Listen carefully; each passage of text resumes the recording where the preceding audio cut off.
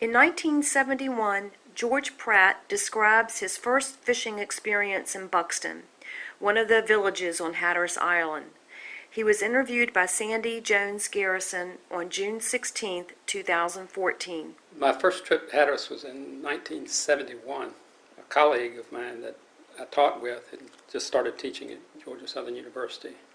And we both liked to fish, and we got into a conversation, and he said, I think we ought to go to Hatteras over Christmas break.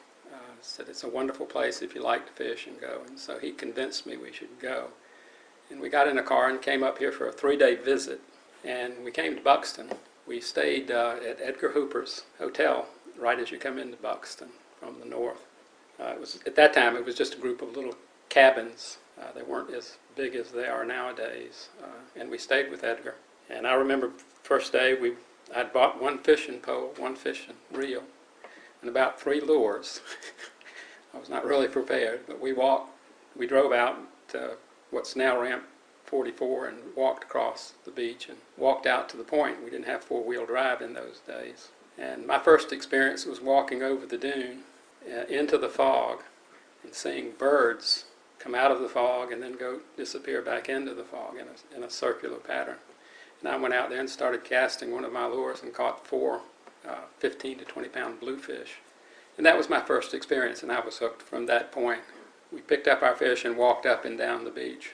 I remember that day too, because those fish got heavy towards the end of the day. But Ray Couch, who owned the Red Drum service station and tackle shop at that time, had driven out and was checking, and he brought us in.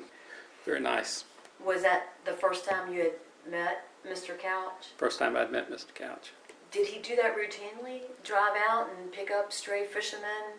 Not routinely, but it was very nice.